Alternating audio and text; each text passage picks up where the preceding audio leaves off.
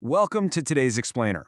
We are jumping right into a seriously fascinating new machine learning tool today. It's one that completely transforms qualitative executive assessment into a highly scalable, data-driven edge.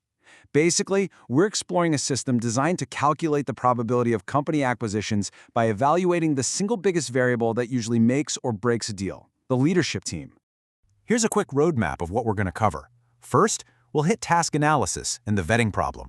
Then, we'll dive into UX design for the AI copilot. After that, we'll tackle privacy and protecting PII, and we'll wrap it all up with ethics and navigating algorithmic bias. Let's get into it.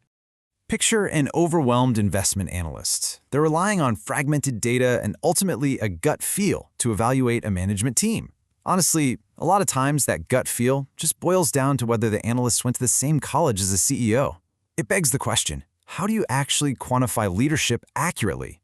Because financial metrics, they really only tell half the story. Assessing the actual people running the show has historically been way more of an art than a science. So, kicking things off with Section 1, task analysis, and what we call the vetting problem.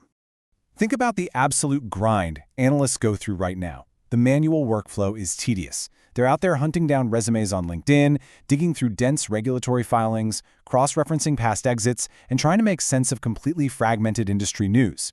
And they do all of this just to try and synthesize a single qualitative score. Actually, it's kind of exhausting just thinking about it. The bottom line here is that this old manual process is just fundamentally flawed. It's incredibly slow, it's wildly inconsistent from one analyst to the next, and worst of all, it's highly susceptible to cognitive bias. This situation practically screams for a solution that automates all that data aggregation. By giving analysts an objective, data-driven baseline score, they can finally stop acting like glorified data gatherers and pivot to what they actually do best: evaluating strategic insights. Moving right along to Section 2, UX design and building the AI copilot.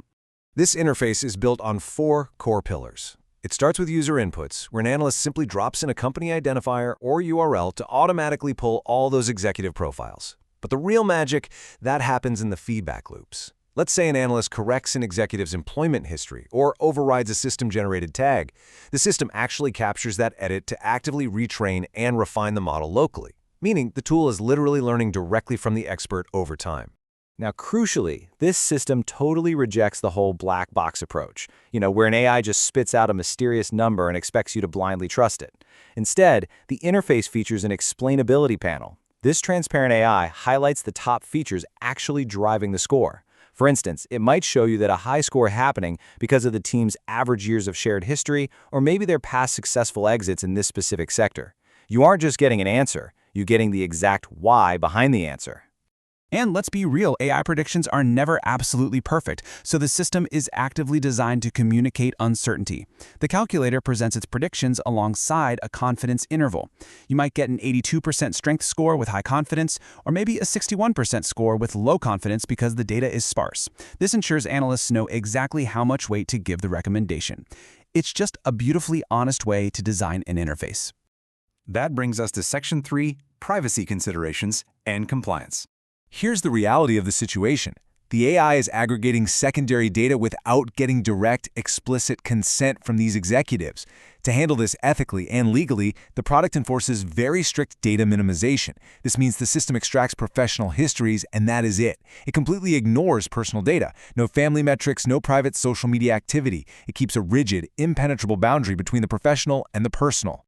Because we're dealing with global executives, the legal obligations are pretty intense. We fall under the jurisdiction of major, heavy-hitting frameworks like Europe's GDPR and California's CCPA.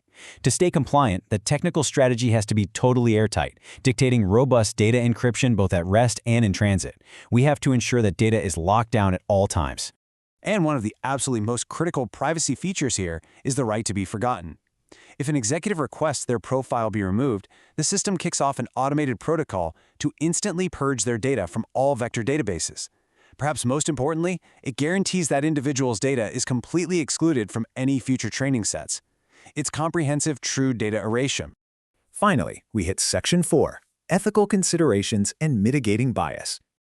The developers spotted 2 huge risks here that absolutely have to be managed. First up is pedigree bias. That's the danger of heavily over-indexing on elite universities instead of looking at a team's actual operational throughput. Second is demographic bias. Historical venture capital data heavily favors specific gender and racial demographics. An unmitigated model would just blindly repeat that pattern, which means you'd miss out on highly capable, non-traditional talent simply because the algorithm is stuck in the past. So, to hit the goals of ethical AI, 3 really strong strategies are deployed. For fairness, demographic indicators, things like names, genders, ages, locations, they literally get stripped out before the data ever even enters the model. They also use a bias mitigation wrapper during training to specifically penalize the model if it overweights university prestige. Then we have transparency, where feature-important scores mean every single prediction can be fully audited. And finally, accountability, which is so crucial we need to look at it on its own. This next idea is literally the cornerstone of ethical financial AI. The AI never makes an automated buy or sell decision, period. It acts strictly as an advisory tool.